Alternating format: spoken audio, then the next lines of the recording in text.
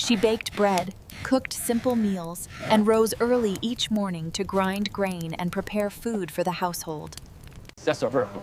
However, when Jesus began his public ministry, spending about 3 years traveling from place to teach, preach, and Mary has chosen the better part, which will not be taken away from her. So when the story refers to the one who prepared meals for Jesus during his ministry, it is actually pointing to Martha. At that time, daily meals revolved around one central staple: bread. It wasn't just a side. Scholars estimate that bread provided more than half of a person's daily calories.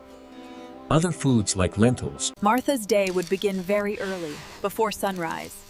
She would start by taking barley from large storage jars in the house. Next came one of the most physically demanding grinding tasks. Once the flour was ready, Martha would mix it with water and add a portion of dough saved from the previous day. After mixing, a South Asian woman would knead the dough thoroughly until it reached the right consistency.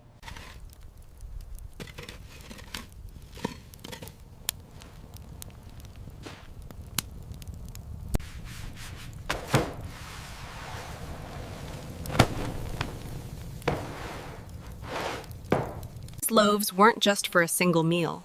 They were prepared to last throughout the day, serving as the primary source of nourishment for the family.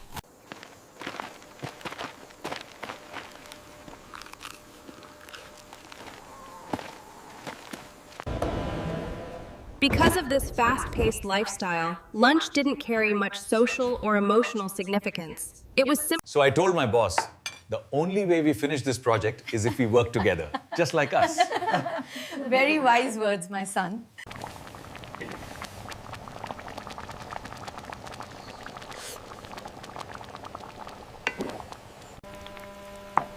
The cooking process was slow and deliberate, allowing all the ingredients to soften and blend together. Unlike modern dining, there were no individual plates or utensils. Everyone gathered around a shared pot. Fish was more commonly eaten than meat, especially in areas near lakes or the sea.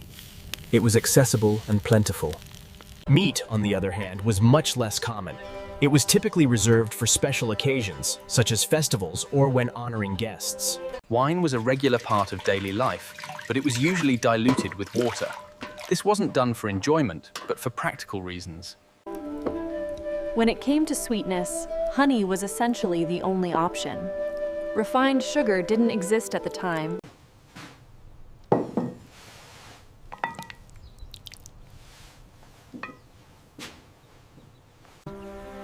Olives and olive oil were staples, used both as food and as seasoning. Fruits like figs. In addition, nuts such as almonds or chestnuts were included for extra nutrition, while fresh vegetables and This is the bread of affliction which our ancestors ate in the land of Egypt. Let all who are hungry come and eat.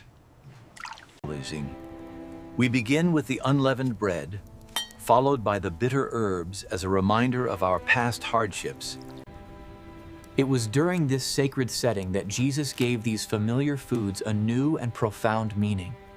Bread.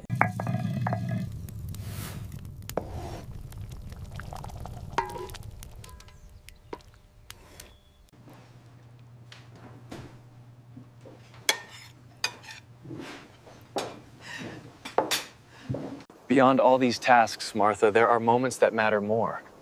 Moments to simply be present, to listen and to connect.